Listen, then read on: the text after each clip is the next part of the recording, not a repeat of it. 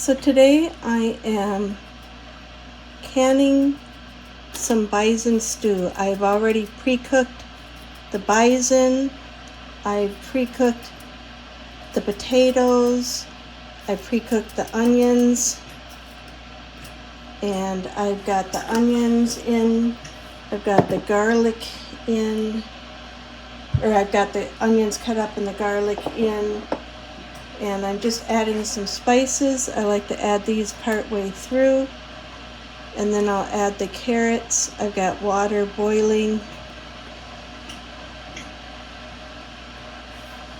and these will be going in the pressure canner. Now, when I've said the pressure canner before, I put it at 10 pounds.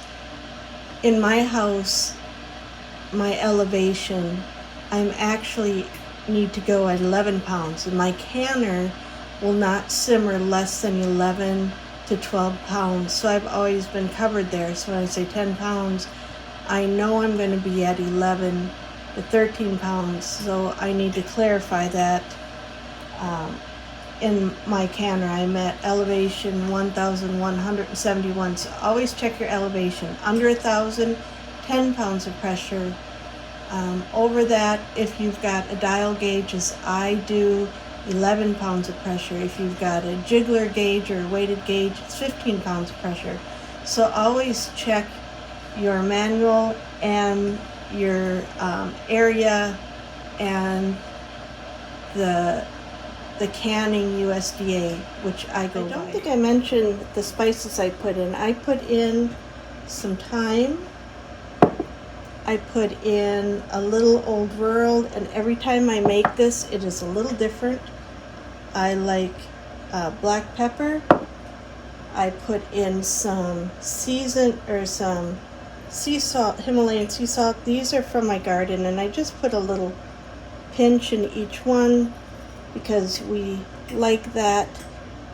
And when I make this, when I open up a jar, everything's tasted and adjusted at that point. And you can hear my water boiling. So now I'm going to add the carrots, and then I'm going to add the onions, pour my boiling water over, put my lids on, and get it in the pressure canner, which I also have heating up. In our household, we are not big meat eaters. So I know some people who make this, they will have this half filled with meat. And we have a very high grade bison in here, and then we have potatoes and a lot of carrots and maybe too much onion, but we'll see. So in your household, if you're big meat eaters, you could certainly fill this up to here with meat and up to here with potatoes, a little bit of carrots, and you could do a sprinkle of onions. I can tell I might have overdid, but I wanted to use up what I had. So I have washed, dated, and marked all 7 quarts of the bison stew is now ready to be put on our shelf. In today's kitchen adventure, I am canning pork butt. They had an incredible sale. I'm not a big pork eater. I can go years without it, but this is for my husband for pork sliders. Once it's cooked, you can open it up, add some barbecue sauce, serve it on noodles, potatoes, or whatever. So this is ready to go in the canner, and I'm going to put that in. These have been out for about an hour and a half, and they're still bubbling. But these, I'll open them up and I'll add whatever I'm in the mood for. If I want to add barbecue sauce for barbecue sliders or whatever I want to use this pork, and it's cooked, I can add potatoes, carrots. I could do just anything I want. This one here, you can see it's got a big fat amount, but most of these are pretty slim with the fat. But I can't believe after an hour and a half they're still boiling. It's crazy. They all sealed up. So today I'm going to can some pumpkins. These are pumpkins we grew. We've got a lot in our cold cellar for the winter, but I want to can some because I like to have some on the shelf. And I figured next week I'll be making pumpkin pies for Thanksgiving. So I thought I'd get going on this. So the first thing you're going to want to do is you want a sound pumpkin. These are sugar pie pumpkins. They're a different type of pumpkin from your jack-o'-lantern pumpkin. The next thing you want is you want really sharp knives, very sharp. And when you're cutting, always keep your hands above the knife. And I say this because I've been taken to the ER and oh my gosh, now you can't, it's not showing up. But I cut the tip of my finger multiple times because I slipped. So I'm kind of scared of knives and pumpkins. And so you want to cut these up, and they're very hard to do. It's one of my least favorite things of canning, but you cut them in about 1-inch pieces. Then you've got to peel all this nice hard off. I have baked it and pureed it and put it in the freezer. It's just more runny. Then I cube it, and I'll bring you along the stages that I do as I go. You do not want to puree a pumpkin into a canner because the pressure has to be held at a high point for a long time, and sometimes when it's pureed, the heat can't penetrate into the center. So we always can pumpkin in 1-inch cubes. Something I want to mention is when you're storing a pumpkin, you want to keep the stem on. Once this breaks off, the fruit deteriorates. So same thing with our squashes. If we accidentally break off a stem, those are the first ones that get cooked. And if they hold the stem, they'll pretty much last the winter. So I've cut one in half. Let's see if I can break the stem off, because I don't need this because I'm going to be canning it. I'll probably rewash them because there are dirt on that. And I've washed these a few times. I need to wash that again. And that makes it easy to cut open. And you could see the juices in here. It doesn't get time to heal. Like in the garden, if you could see the juices running out of here. If a deer comes by and nibbles on one, and if there's enough time, the squash or pumpkin will heal itself. But at this time of year, once the harvest, there is not that time. Can you see all that juice coming out from there? And so once these are broken off, your fruit starts to deteriorate. So don't break off the stems until you're gonna cook it or can it, or if you want it for long-term storage. Every year I do this, I forget which way is best to cut the pumpkins. So I've cut them a couple different ways, and we'll see. It'll come back to me. Oh, this one's hard there. Okay, I'm not gonna cut it that way.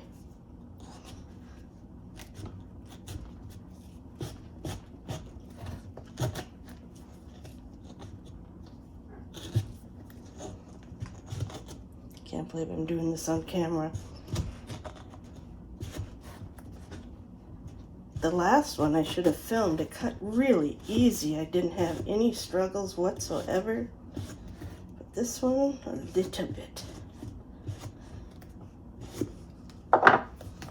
And these all look really nice and fully ripe. If they're not fully ripe, they're not going to make a good pumpkin. You want a good fully ripe. So I'm going to clean the centers out.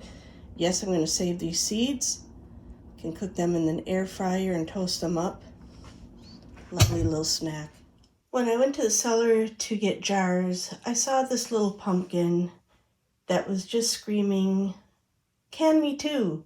So yes, I have 4 little pumpkins now up here. And I got these cleaned out the first time.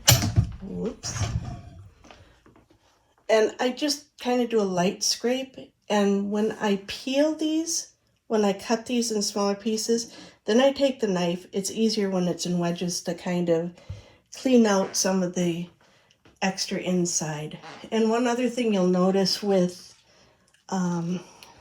sweet sugar pie pumpkins is there's a lot more seeds and a lot less goop compared to a jack-o'-lantern. And the flavor is really good. Now, if all you have is a jack-o'-lantern, use what you got. I just happen to grow sugar pie pumpkins just for this reason, but use what you got. Now, this one is fully ripe, but you can see the little tiny bit of green around here. So that one, it's quite orange, but it was just probably one of the last ones to ripen. And this one, of course, was the easiest one to cut. The hardest one I had to cut is on film.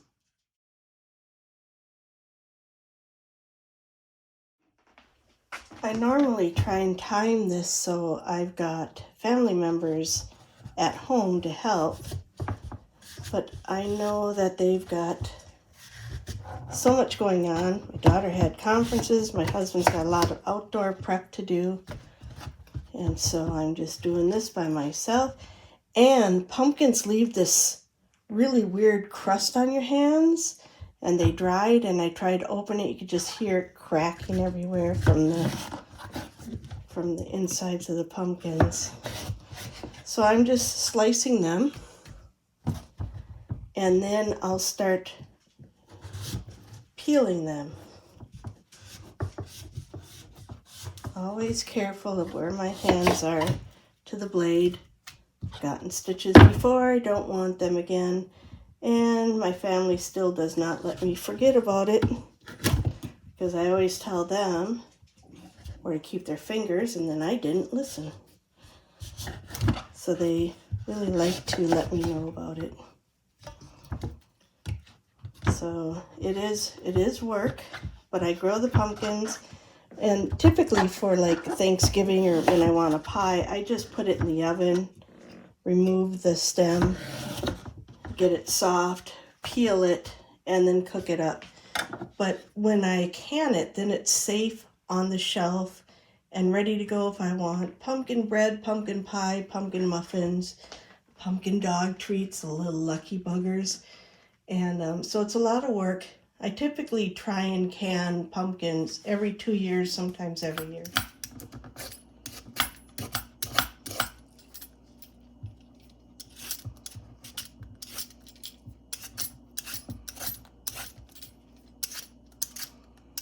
A little green. This must be the one that was still a little green. Look at that. It's got some green to it.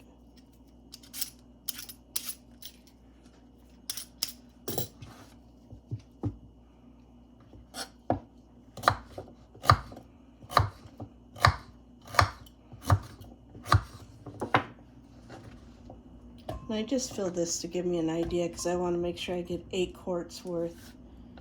And let me see if I can find an easier one here.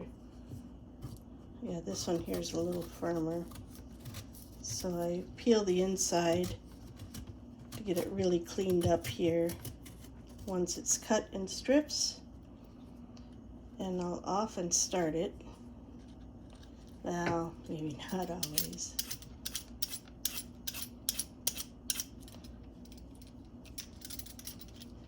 Make sure I keep my fingers on the other side of the blade until I get going. It's normally easier once you get a bit going there. And this one here is nice and orange. Look at that. That's a beautiful. This is the most time-consuming part of the whole thing about pumpkins. Gosh, golly, are they good. So you can see I got 2 different colors. This one here, which had the green stripes on it, is actually more orange than this one here. But they'll all cook up just fine for pie. So I have all my pumpkins peeled and chunked. And what I'm going to do now is bring this up to boiling. And I'm going to boil the pumpkin for 2 minutes.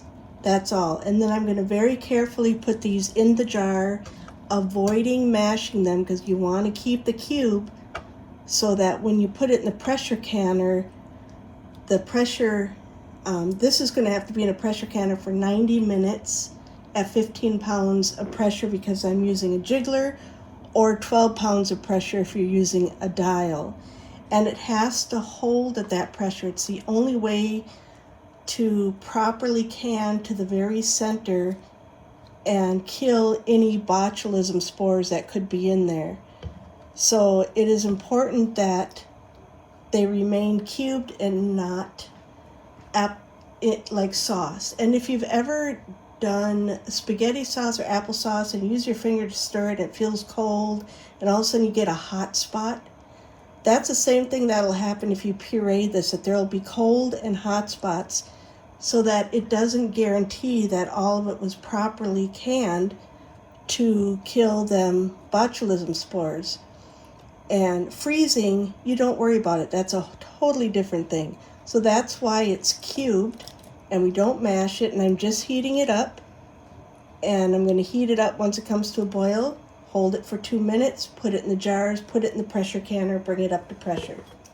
I just want to say that this video is not meant to be an instructional video. This is just what I'm showing, what I do in a week of my life. So please research very carefully about canning and home canning for your area. When I'm talking about I need 15 pounds of a jiggler or 12 pounds on a dial, it is because of the altitude that I live in. And it may be different where you live, and it's very important to know this because foods boil at different different temperatures depending on where you live. If you've ever gone camping and you put bags of potato chips in your camper, went up to the mountains and they were all puffed up solid, it's because there's a change in the altitude from where you started at. And the same in pressure canning. So this is not meant to be instructional. Please research for the area you are at. Look up the USDA. Find home canners in your area who are experienced and follow that. I've been doing this for 40 years, so I know what I have to do in my home and the temperatures, and I'm very, very careful with our home canned foods. And so you want to make sure, and again, I'm showing you this again because where I live, it's 1,171 feet. So I have to go here with a weighted gauge, 15 pounds, a dial gauge, 11 pounds. I think I might have said 12. And I've used a dial gauge for many years, and now I'm using a weighted gauge on a big canner. And so please go by that if you're doing home canning. This is low acid foods, so this is being done in a pressure canner. A water bath canner is a whole different thing. It's that one, you high acid foods like your pickles, your jams, your jellies, applesauce. Low acid foods need to be cooked in a pressure canner, and they need to be held at a certain pressure for a certain amount of time to kill any botulism spores. So I fill these. You want to make sure that there's an inch here, and you also want to make sure, as tempting as it is, not to mash anything down. And you can see it's already getting soft, and I don't want these getting soft. I want these to stay in cubes, and they might have cooked in the water a minute or two too long because I had somebody come to the door. But I'm going to put the lids on these. You can see the bubbles coming up on top. And then get them in the canner. See that? I don't know if I got the camera aimed right. See the bubbles coming up on that. Turn my canner off. We'll get these cleaned and get the lids on. I'm feeling a little rushed because I had the unexpected knock at the door. But what I did is I took the cubed pumpkin and I brought that to a boil in the pan for 2 minutes. Just 2 minutes. In my case, it was more like almost 4 because I had someone at the door. You want 2 minutes, and the reason why 2 is you just want to get it hot, but you don't want them to start cooking. And they're very sweet, and the jars get sticky. After the 2 minutes, I fill all these jars with the cubed pumpkin. Then I take the water that I cooked the pumpkin in, and I fill it up to a 1-inch headspace. This one might have just a little too much in there.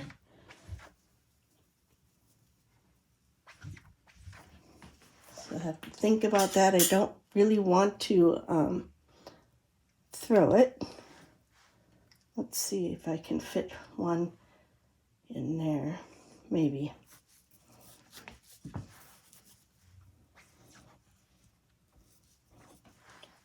So the water, I do have some leftover water. You cover them with the water, boil them for 2 minutes. Now I always boil my lids, but because these are going in the pressure canner and they are going to be heated very hot, it's a step that I'm told I no longer need to do. I also, when I put on the rims, I just go finger tight. I don't crank it because you want the air to escape as it cans. So just about the time when I feel the resistance, I'm done. I never use my palms. You just know from years past, typically when I get it turning, it's got enough resistance, and I stop.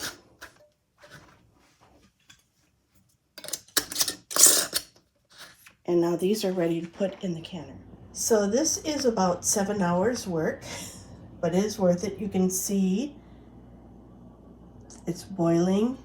All of them are boiling. They've all got dimples on them. All 7 quarts are going to seal. And that's going to make some delicious pumpkin pies or bread or muffin or whatever I want to make with it.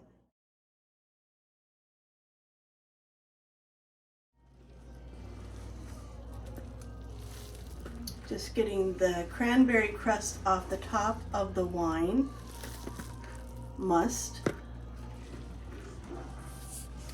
Let me see if I can get into the bucket there. There we go.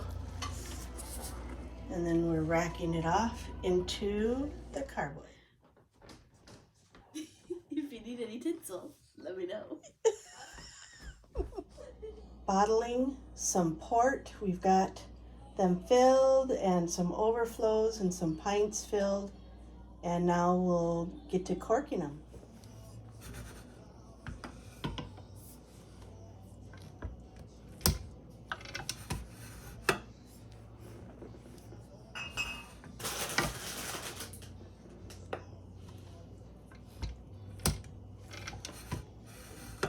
So this is the cranberry wine that we started just from the pulp from the cranberry juice. We've got some black saison beer going there. Then we've got some porter beer, and that is some mead that we need to rack. That's got way too much air in it, but this is just what we've done the last couple days.